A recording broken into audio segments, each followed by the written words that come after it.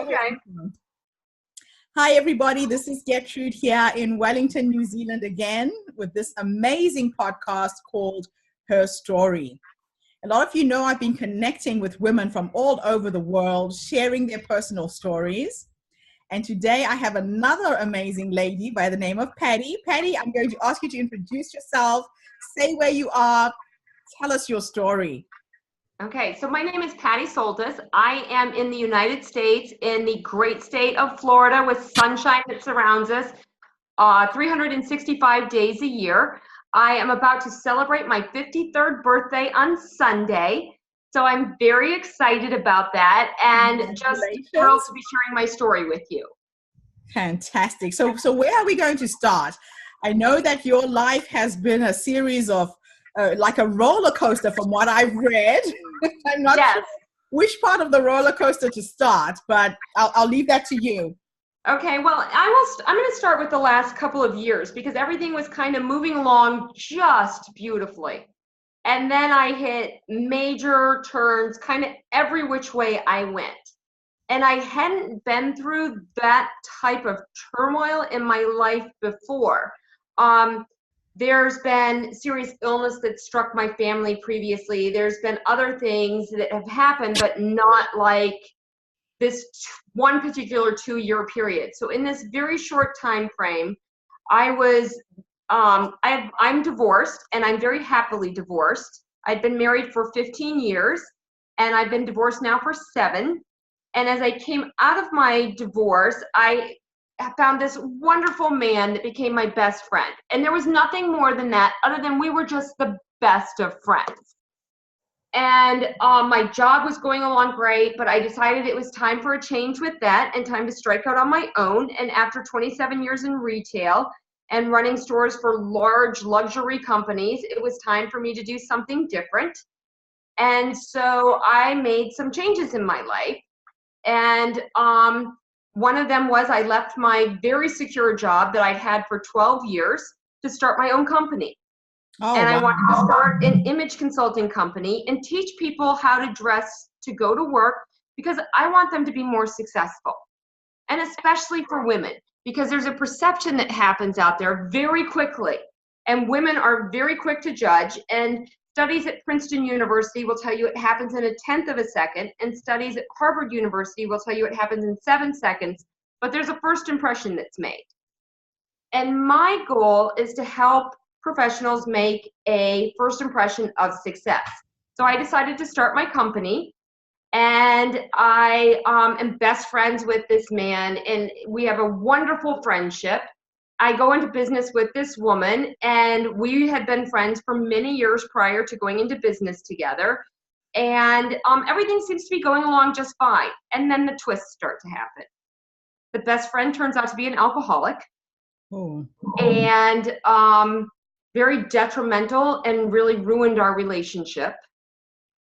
The business partner turned out to be exceptionally narcissistic in how she approached everything.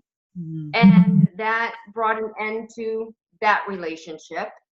And in the interim, my father, with whom I had been very close to for years, I mean, like always. I have 2 sisters and myself and my immediate family. And I was my father's daughter. I look like him. I act like him. I am the female version of my father. And he became ill with cancer on November 1st, 2016, and passed away November 8th, 2016.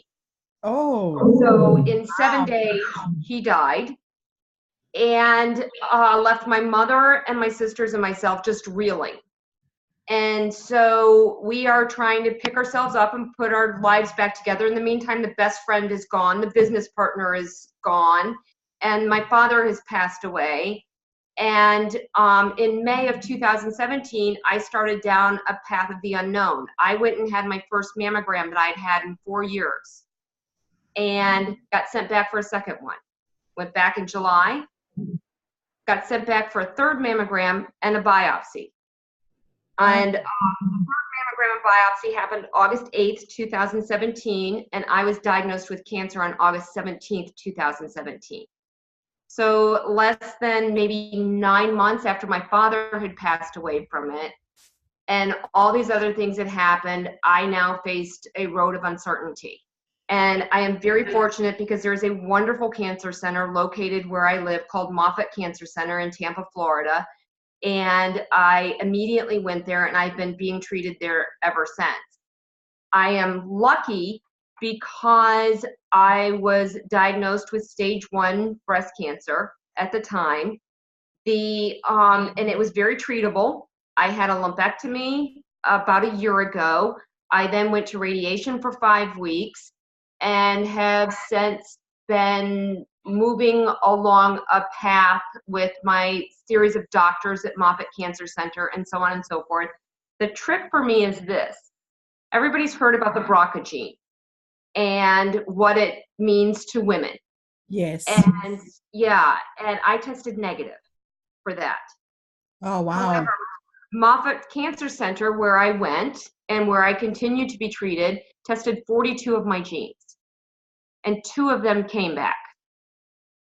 So it's kind of interesting and just so meant to be that we're talking today, because yesterday was my first follow-up visit at Moffitt Cancer Center since June, and we are now back to talking about retesting my genetics, PET scans, tumor markers, all different kinds of things. Basically, what I have been told is that the cancer will come back. It's a question of when and where. Oh, wow. So it's kind of like I have a choice. I can live my life under a black cloud and say, it's going to come back, and just sit and wait for it, or I'm just going to like blow right through that and go live my life. And I am opting to blow right through that and go live my life. And there are a lot of things that I am going to do. And the interesting thing is that I have learned through this to stop waiting. Oh, wow. And to go. And because you hear about these things, I've always wanted to whatever. And I don't believe in bucket lists, because that's saying you're going to die. And we're all going to die someday. Like, that's just reality. But I do believe in living your life to the fullest. And that's something that I've taken away as a great learning from this. And even though, yesterday didn't turn out like I wanted it to, and I wanted to walk in and have them say to me, you know what, great, you're on a maintenance program, you're going to be on the maintenance program for 5 years, you take tamoxifen, we'll mammogram you every so often, it'll all be okay. I didn't get that news yesterday. Mm-hmm. Yesterday I got the news that it'll be back. We don't know when and we don't know where. So my decision is to just go live. And I think that's what we need to do as women. Go live. And stop being so afraid and push through the confidence issues that we have and all of those pieces. It's interesting you should say that, because I remember when my brother died, I always say I got my life back. Mm-hmm. I went bungee jumping. I went deep sea diving. I don't know how to swim. I went skydiving. I overcame all of my fears. Mm-hmm. And his passing gave me my life back. And that sounds like what you got back as a gift yesterday. Yes, I've always been one to just grab life. And I sometimes think I'm missing something, because, there's people who are risk averse and afraid. And I'm like, no, I'm going to do it. Like, I just always jump. And then I think about what I just jumped into. But now more than ever, and I think really more women need to do that, because we wait till we're certain that that we know what the outcome's going to be. Yes. And life's just not that way. No. And we need to just grab it and jump.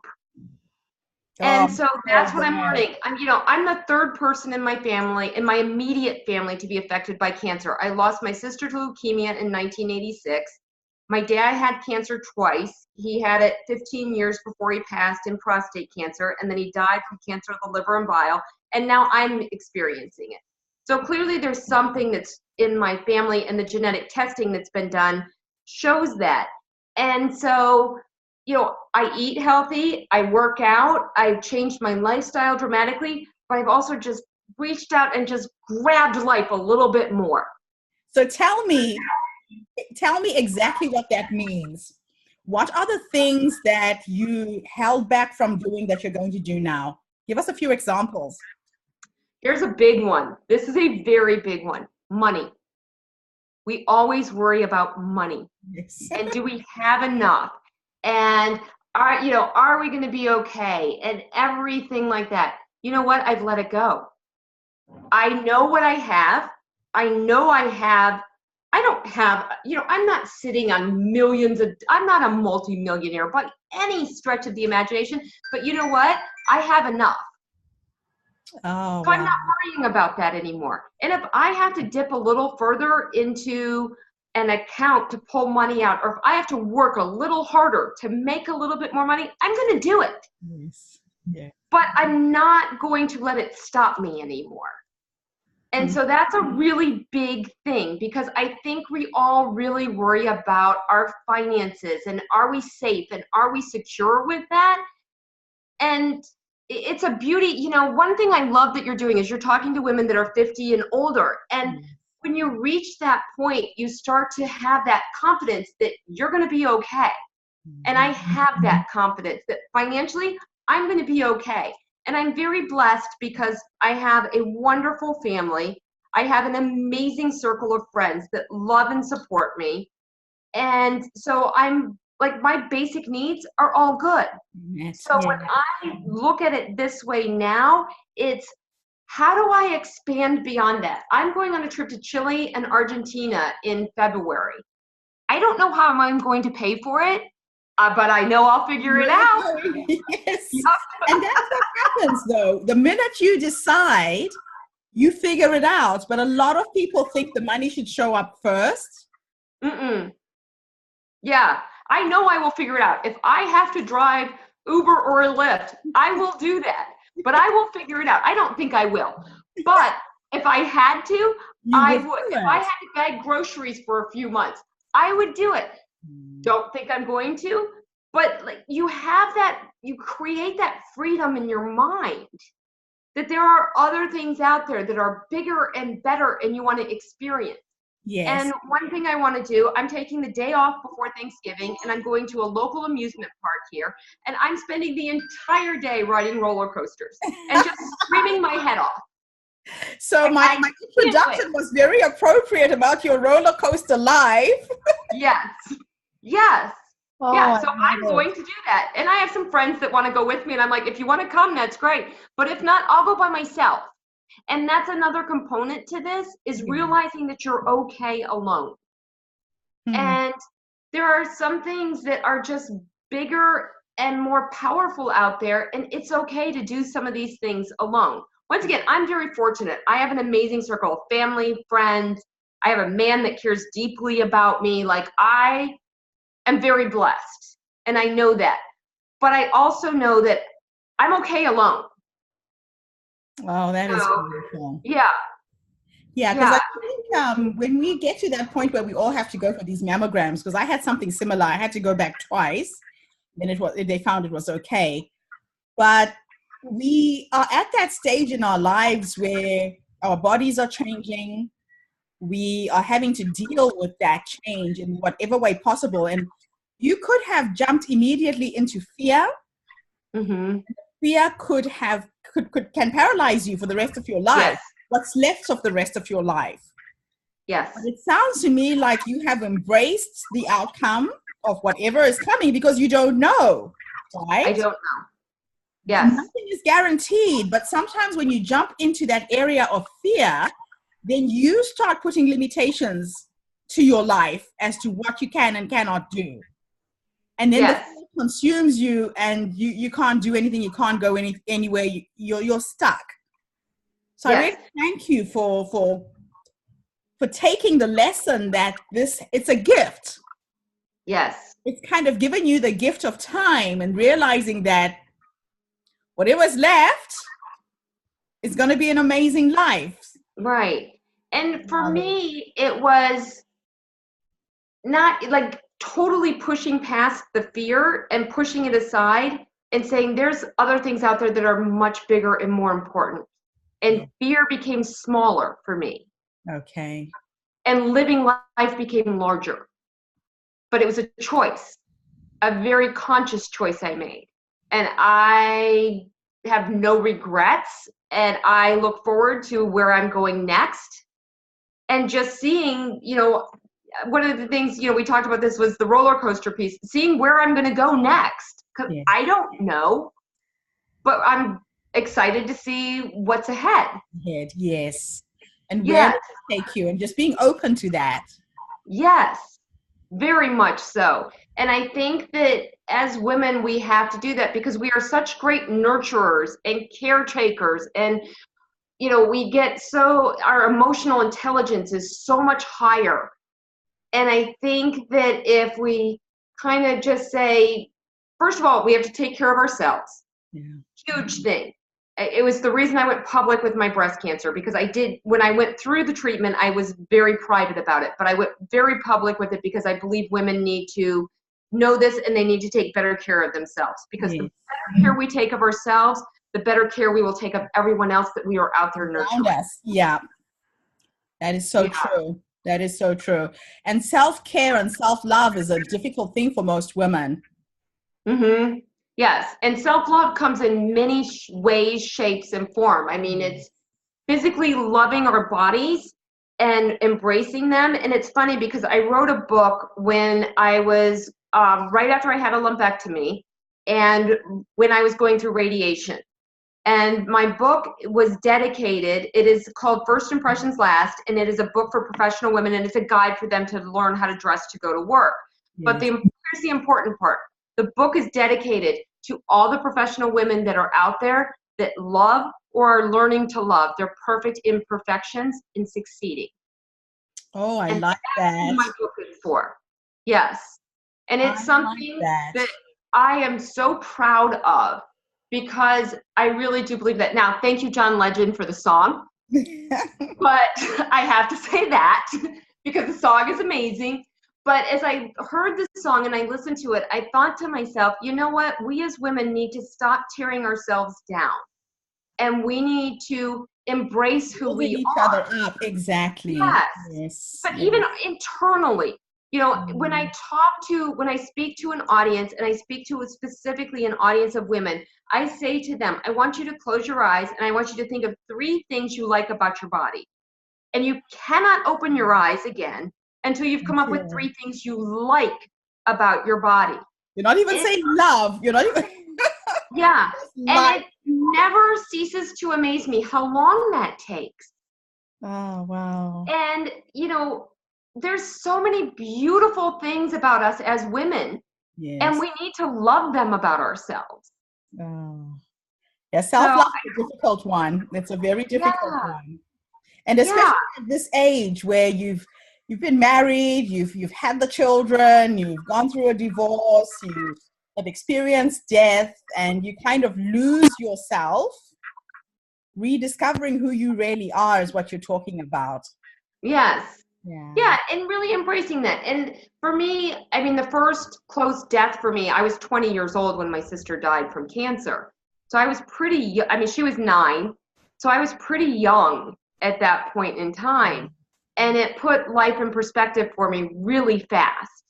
So as I've moved forward and, lost my father, as I've already shared, was very close to, and this is recent, it's hard, and it's hard to lose these people and to not be able to reach out and touch them and hug them and talk to them and embrace them. Like, there's not a day that goes by that you don't miss these people. Yeah. But you also have to live your life. And I think about that, and I think about my father and my sister, and they would be so disappointed in me if I didn't live my life. Yes. Yeah, I mean, you probably feel that way with your brother. He'd be so disappointed. He would. And I've recently lost my dad as well in June. So I can so feel where you are. Yeah. But you have to find that inner core strength. And there's a lot of modes, and you have to find what's right for you. Because one of the things that I know from experiencing death at such a young age is there's no magic answer. There's nobody out there that can tell you this is how you're going to grieve. Everyone does it differently. Your heart needs different things. Your soul needs different things. Your mind needs different things. And you have to find what's right for you. That is so, so true. Yeah. Thank you so much, Patty. Thank you for sharing and just opening your heart to all of my listeners. I know that there's somebody out there who's going through your footsteps, and now they stand on your shoulders because you've shown them another way to accept whatever is coming at them. And we all find these issues on different levels. It might not be cancer. It could be something else. Right. Thank you for being so open and sharing so openly today. I really appreciate you taking the time. Oh, it's absolutely my pleasure for you and for all the women out there. It's truly my pleasure. Thank you, Patty. Oh, wow. I just feel so blessed. Oh, you're amazing. Like, seriously amazing. And